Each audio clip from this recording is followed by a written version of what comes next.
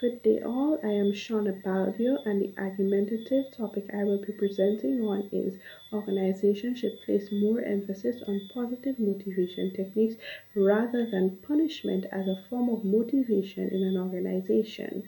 The aims of the presentation are to firstly define motivation, secondly to give examples of positive motivation techniques and negative motivation techniques, and to demonstrate the effects of positive motivation techniques in an organization as opposed to that of negative motivation techniques.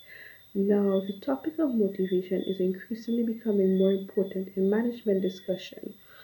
So, what is motivation and why is it so important now more than ever?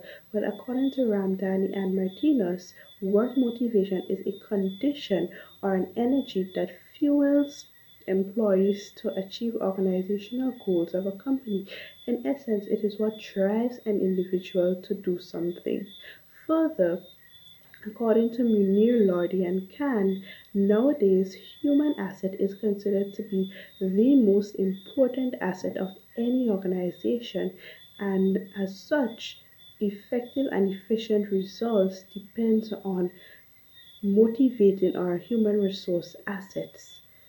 Now I will move on to some positive motivation techniques, and these include extrinsic rewards and intrinsic rewards. So, intrinsic rewards are those rewards that resonate from within the individual. They include a sense of accomplishment, a sense of belonging, and a sense of value, feeling a sense of value in the organization. In terms of extrinsic, these are more material, they're more tangible, and these include pay increases, improved working environments, and better pay benefit packages.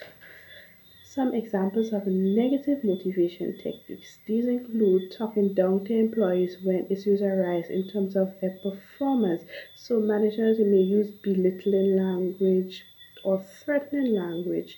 Also deducting from salary. Some companies may opt to deduct employee salaries if certain sales targets are not met. Micromanagement is another example of negative motivation. Um, Managers, they hover over employees, they don't give the employee enough autonomy to do their tasks and to accomplish their tasks. Now, the effects of positive motivation. Employees are more likely to stay long term on the job. This results in lower employee turnover. This is a plus for the company because they would have to spend less revenue on training employees, and also the time that it takes to train employees can be spent in actually producing. Another uh, positive effect of using positive motivation techniques is that of better job performance. Employees who feel that their efforts are valued by the organization are encouraged to perform their duties more diligently. Another positive is, according to Danish and Humayun, intrinsic rewards have positive impact on task performance of employees. Further, employees show more keen interest in the job and are willing to go the extra mile without being asked to do so. Moreover, company targets are met within the stipulated time. Uh, Further, overall positive environment. Employees, they do not dread going to work or interacting with their managers. According to Tremblay, Vanderberg, and Doucette, using contingent rewards is more effective in promoting positive attitudes and work at work than using contingent punishment.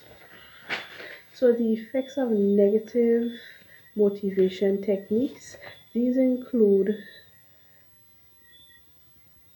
company goals and objectives being met because employees are driven by fear if they don't produce efficiently and effectively. Low employee morale. Employees may just be in it for the money and not necessarily to make the organization better. Lack of commitment. There is no loyalty to the organization, and employees are willing to leave at any moment.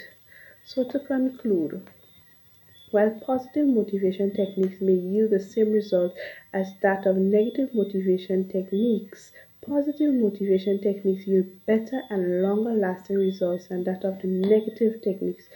Further, employees being rewarded intrinsically and extrinsically are positive motivation techniques, while belittling language, salary deductions, and micromanagement are negative motivation techniques.